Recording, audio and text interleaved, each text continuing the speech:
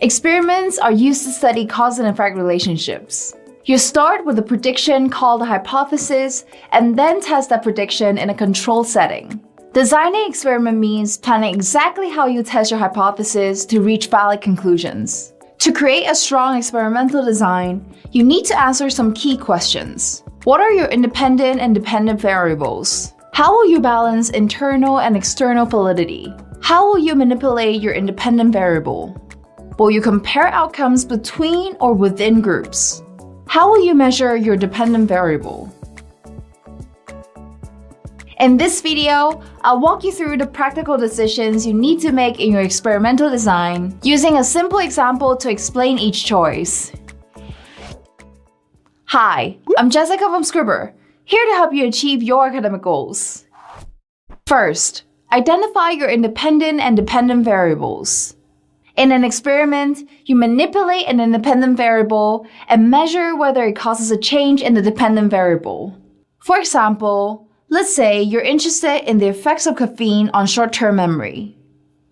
Your independent variable is caffeine consumption, and your dependent variable is short-term memory performance. By varying the amount of caffeine consumed by participants, you can test whether it causes any difference in short-term memory performance. You'll also need to control other variables that could affect your dependent variable outcomes. In our example, you might control the amount of sugar in the drinks, the time of day you test participants, and the test environment, because these can all affect memory test performance.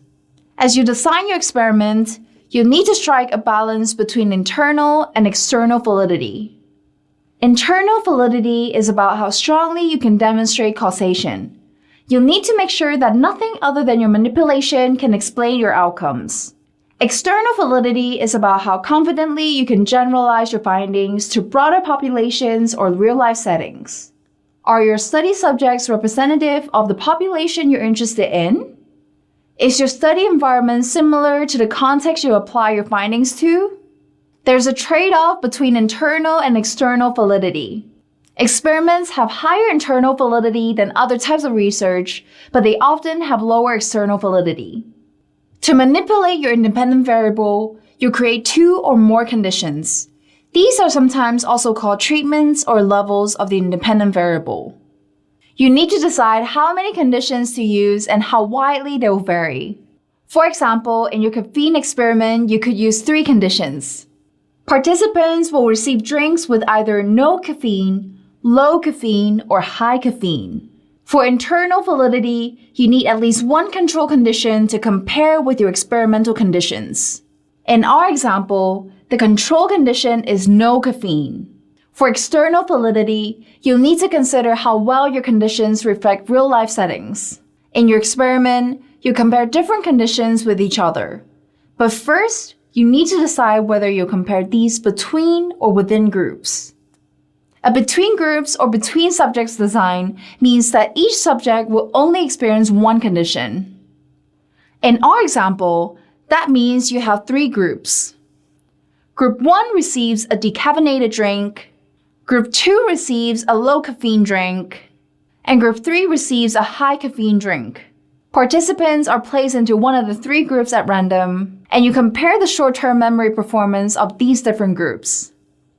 A within groups or within subjects design means that each subject experiences all conditions. That means a single group of subjects tested on short-term memory 3 times. After a decaffeinated drink, a low caffeine drink, and a high caffeine drink. You compare these repeated measurements from the same subjects.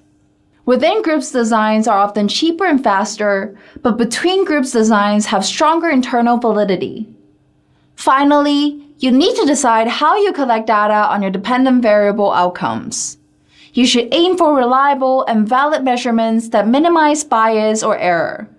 For example, to measure short-term memory, you could use a classic digit span test, where participants are presented with random sequences of numbers and asked to recall each sequence in order. The percentage of numbers correctly recalled reflects short-term memory.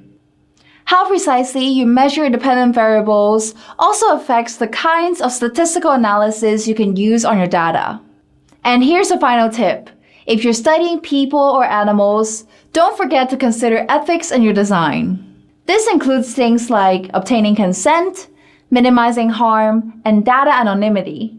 You might need to get ethical approval for performing your experiment. Now that you've got a taste of the key ingredients of experimental design, hopefully you're ready to get started. If you need more help with the specific step, check out articles here. I'll see you in the next video.